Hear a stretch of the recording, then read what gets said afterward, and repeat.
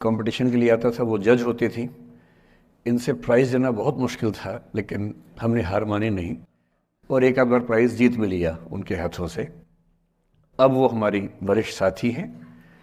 करीब 30 साल से हम लोग परिचित हैं। मतलब मैं तो परिचित हूँ, वो तो ध्यान नहीं रखती होंगी, लेकिन मैं तो शुरू से ही ध्यान रखता हूँ। दूसरा शुक्रिया इस उड़ान सोसाइटी का। मैं जब पिछली बार आया था, समय की थोड़ी सी कमी रहती है, तो जब मुझे पता लगा कि हंसराज कॉलेज से 2 सोसाइटीज़ एक साथ अप्रोच कर रही है, तो मैंने दोनों बच्चों को एक साथ बुलाया एक बार अपने पास। पलक भी थी उसमें, और मैंने दोनों से निवेदन किया कि भाई एक ही बार कर लो, एक ही प्रोग्राम के पीछे दोनों बैनर लगा देना, मैं एक बार आके दोनों काम कर लूँगा। पर इन दोनों में वहाँ पर ठीक ठाक जोर आजमाइश हुई और अंत में तय हुआ कि 2 ही बार आना होगा। तो पिछली बार तो मैं करीब 6 महीने पहले आया था। निष्ठा सोसाइटी का गवर्नेंस पे एक सेमिनार था शायद। इनको हम सोच रहे थे कि टाल मटोल करके मैनेज कर लेंगे।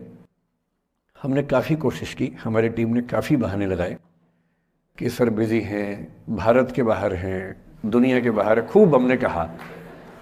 हमें लगा कि अंत में हार के गिव अप कर देंगी या लेट गो कर देंगी, कुछ तो करेंगी। पर ये नहीं मानी। इन्होंने मुझे मैसेज किए, कभी कभी लगभग हार्श होती हुई लैंग्वेज में मैसेज किया कि सर आपने वायदा किया था, कैसे पीछे हट सकते हैं। तो फिर ये हुआ कि ठीक है, आना तो है ही। अंततः आज का दिन तय हुआ। फिर टॉपिक्स की बात हुई तो इनका निवेदन था कि बस मोटिवेशन पे कुछ भी बोल दीजिए आप।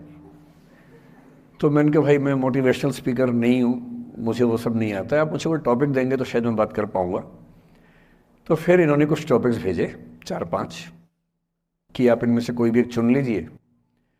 मुझे उनमें से जो सबसे ठीक लगा आप लोगों की उम्र को देखते हुए, वो था the art of letting go. Right, the art of letting go. Letting go आपकी पीढ़ी का बड़ा प्रसिद्ध शब्द है। हमारी पीढ़ी में तो वो नहीं होता था। हम तो उस पीढ़ी के, उस क्षेत्र के लोग हैं। मैं हरियाणा से हूँ। पंजाब का असर हम पे रहा है ठीक ठाक। हिंदी भाषी हम लोग रहे हैं। अंग्रेज़ी हालांकि मैं बोल लेता हूँ, कोई चिंता की बात नहीं है, लेकिन हिंदी ही मेरी आत्मा की भाषा है। तो जब मैंने सोचा कि लेटिंग गो, मैंने टीम से पूछा क्या होता है लेटिंग गो। तो हमारी टीम में कुछ यंग लोग हैं, उन्होंने बताया कि सर ये बहुत महत्वपूर्ण चीज़ है, आप लोग नहीं समझेंगे, हमारी पीढ़ी के लोग समझते हैं इस चीज़ को। लेट गो का मतलब होता है कि छोड़ो, जाने दो। तो मैंने कहा अच्छा, ये तो हमारी पीढ़ी में भी होता था। हम इसके लिए शब्द कुछ और बोलते थे, जैसे मैनू की, तैनू की, छड्डो यार, अरे मटिया दो, अरे भाड़ में जाए, अरे देखा जाएगा, अरे देख लांगे। तो हिंदी हो, पंजाबी हो, हरियाणवी हो, बिहार में अरे मटिया दो, तो वहाँ मटिया दो बोल देते हैं। इसलिए अंग्रेजी भाषा में एक मुहावरा आ जाने से ऐसा थोड़ा है कि भारत के लोग उसके बिना काम चला रहे थे। यहाँ भी काम चल ही रहा था लंबे समय से।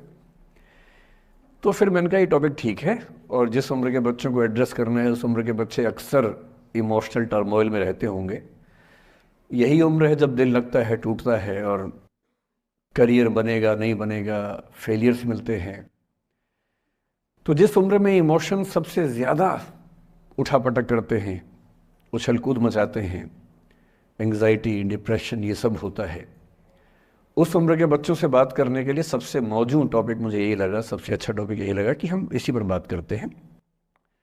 मैं पहले डिस्क्लेमर्स लगा दूं, मैं मनोविज्ञान का अध्यापक नहीं हूं। मैंने साइकोलॉजी में ना एमए किया है, ना एमफिल, ना पीएचडी किया है, ना मैं मोटिवेशनल चीज़ें करने का कोई सर्टिफाइड अध्यापक हूँ। मैं तो अपने जीवन के अनुभवों से, साहित्य से, दर्शन से, कानून से, पढ़ते पढ़ते जो मैंने सीखा, और बाकी उस सबसे ज़्यादा सीखा 50 साल के जीवन में, जिसमें से 25 साल का जीवन अध्यापन में और अपना उद्यम करने में खर्च हुआ। अनुभवों से बड़ा कोई गुरु नहीं होता, तो मैं अनुभवों से सीख के बातें करना पसंद करता हूँ। हालांकि हंसराज कॉलेज का खौफ इतना ज़्यादा होता है कि जब मुझे पता लगा कि मेरा टाइम फिक्स हो गया आने का, मैंने अपनी टीम से कहा कि यार लेटिंग गो भी कोई किताब है तो देखो देखो, मैं देख तो लूँ क्या होता है। तो 2 किताबें उन्होंने भेजी, बड़े भारी भरकम अंग्रेजी ऑथर्स की थी। तो मैंने 4-5 दिन पहले पढ़ना शुरू किया। 5-10 मिनट पढ़ के मुझे लगा कि उससे बात बनेगी नहीं, वो अलग ही टाइप की बातें थी, बड़ी थ्योरेटिकल सी बातें। तो मैंने कहा क्या थियरी में क्या रखा है, हम बच्चों से बच्चों की ज़ुबान में बात करेंगे, उसका मज़ा ज़्यादा है, क्यों थियरी में जाए। तो मैं जो कुछ भी अगले 1 आध घंटे में, मतलब 1 घंटा की, आधा घंटा की, 1.5 घंटा, वो मैं आपके चेहरे से अंदाज़ा लगा लूँगा। आप केवल चेहरे पे भाव ऐसे ले आइएगा कितना आप सुनना चाह रहे हैं। मैं तो अभ्यस्त हूँ, मैं 8 घंटे बिना ब्रेक के पढ़ाता हूँ जनरली, तो मैं तो अभ्यस्त हूँ सुबह से रात तक पढ़ाने के लिए। आप अपना देख लीजिए कितना आप सुनने की हालत में है। और ऐसा ना हो कि मैं अपनी स्पीच सुनने के लिए मोटिवेट करूँगा आपको, वो मैं नहीं करूँगा, है ना। उससे अच्छा, उससे बेहतर ये है कि बीच में छोड़ देंगे। और मैं आपकी उम्र का भी ध्यान रखूँगा, छोटे छोटे बच्चे हैं, इतना टॉर्चर ठीक नहीं है, तो ध्यान रखेंगे। पर मेरा ख्याल है कि आपको मज़ा आएगा, क्योंकि आपकी उम्र से जुड़ी बातें हैं, आपको अच्छा लगेगा। मैं सबसे पहले 2 शब्दों में अंतर स्पष्ट करना चाहता हूँ। एक शब्द है गिव अप करना, एक है लेट गो करना। कभी कभी लगता है कि दोनों बातें एक जैसी हैं, पर दोनों बातें एक जैसी हैं नहीं।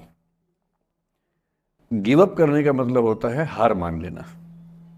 मसलन आप कुछ कोशिश कर रहे हैं, जैसे मैं इसी एग्जांपल से बात करता हूँ। पलक ने कोशिश की कि मैं यहां पर आ जाऊं, कोशिश की। और मैं ये नहीं कहना चाह रहा कि मैं बहुत व्यस्त आदमी हूँ, लेकिन हाँ, व्यस्तताएं रहती हैं। मैं आजकल अवॉइड करता हूँ कि कहीं जाऊँ, क्योंकि पता नहीं पिछले 3 साल में ऐसा क्या हुआ, इन्विटेशंस इतने मुझे आने लग गए हैं। मैं 25 साल से पढ़ा रहा था, कोई पूछता भी नहीं था मुझे। ये कोविड में यूट्यूब में पता नहीं क्या हुआ है, अब पता नहीं कहाँ कहाँ से इन्विटेशन आते हैं। कुछ तो ऐसी जगह से आते हैं जिससे कोई दूर दूर तक मेरा संबंध ही नहीं है। कोई बड़ी कंपनी है, उस कंपनी का इन हाउस प्रोग्राम है, कह रहे वहाँ के मोटिवेट कर। तो मैंने कहा मैं कैसे मोटिवेट कर दूँ मैं। तो फिर अब हमने पॉलिसी बनाई है कि जितना कम हो सके उतना कम जाएं। रमा जी का आदेश तो मेरे सर माथे पर है, मेरी सीनियर है, मैं उनको मना नहीं कर सकता हूँ, लेकिन जनरली मैं कोशिश करता हूँ कि ना जाऊँ। अच्छा, मना करना खराब लगता है, तो हम क्या करते हैं कि धैर्य की परीक्षा लेते हैं। जैसे इनके लिए हमने सिंपल पॉलिसी है कि जब कोई बच्चा कहे आने के लिए, उसको बोलो कि सर 3 महीने फ्री नहीं है, 6 महीने फ्री नहीं है, 1 साल चंद्रमा पर गए हुए हैं, कुछ ऐसा वैसा बोल के टालो, किसी का दिल भी ना दुखे और मैं भी अपना समय बचा लूँ। तो हमने इनको बहुत परेशान किया, 3 बार 4, मतलब किया तो मेरी टीम के मेंबर ने, पर मेरे निर्देश पे किया, तो आप उनको मत कुछ कहिएगा, मैंने कहा सर। तो 3 बार 4 बार 5 बार टाला, नहीं हो पाएगा, कोशिश करेंगे, अच्छा देखते हैं, नहीं हो पा रहा, ऐसे करके। अब इनके सामने 2 ऑप्शंस थे। एक ऑप्शन ये था कि हार मान लेती और अंत में बोलती कि चलिए कोई बात नहीं, दुख हो रहा है हमें, ये होता है गिव अप करना। एक दूसरा स्टांस भी होता है, दूसरा स्टैंड भी होता है कि कोई चीज़ आप हासिल करना चाह रहे हैं, आपको नहीं मिल रही। मसलन ये मुझे बुलाना चाह रही है, मैं नहीं आ रहा, मैं बिना बात के भाव खा रहा हूँ, नहीं आ रहा हूँ।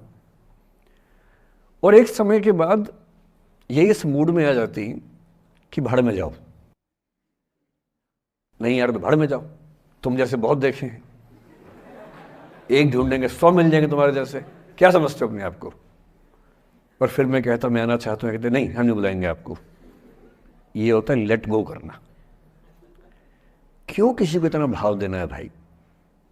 अगर कोई चीज नहीं हासिल हो रही तो भाड़ में जाए, क्यों किसी के लिए फ्रस्ट्रेशन झेलनी है, क्यों परेशान होना है। गिव अप करने में और लेट गो करने में इतना ही अंतर है कि आपने हार मान ली या आपने जेहन से निकाल दिया, दिमाग से ही निकाल दिया। किसी चीज को दिमाग से निकाल देना लेट गो करना है, किसी चीज के लिए कोशिश करते करते हार मान लेना और उस हार की फ्रस्ट्रेशन के साथ जीना गिव अप करना है। मुझे खुशी है कि आपकी मोटिवेशनल सोसाइटी के मेंबर्स कम से कम गिव अप नहीं करते।